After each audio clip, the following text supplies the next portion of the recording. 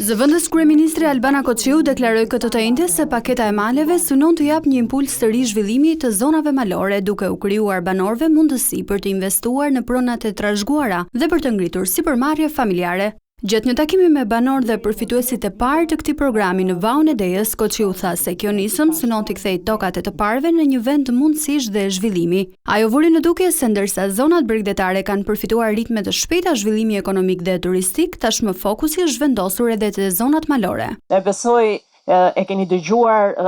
baltosjen që i është bërë edhe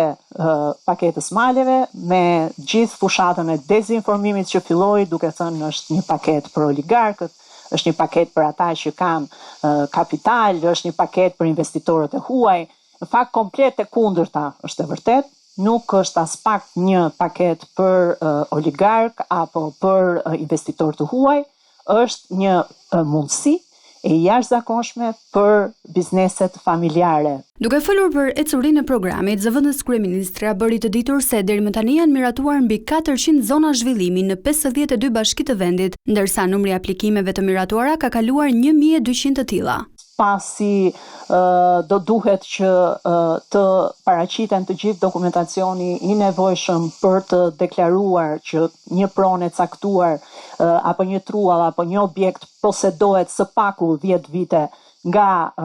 ai që aplikon apo që dëshiron ta zhvillojë atë pronë, dhe të zhvillojë një investim në atë pronë. Më pas bashkia kryen procesin e saj administrativ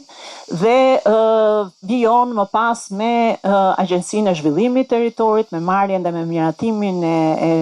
planit të zhvillimit e më pas me aplikimet e tjera. Ndër të tjera, Koçiu theksoi se ky program plotësohet edhe nga skema 2 fishos sipërmarrjen tënde, e cila u krijon mundësi bizneseve të marrin kredi me interesa të lehtësuara. Sipas saj, programi synon gjithashtu të nxjisë investimet e shqiptarëve të diasporës në zonat malore.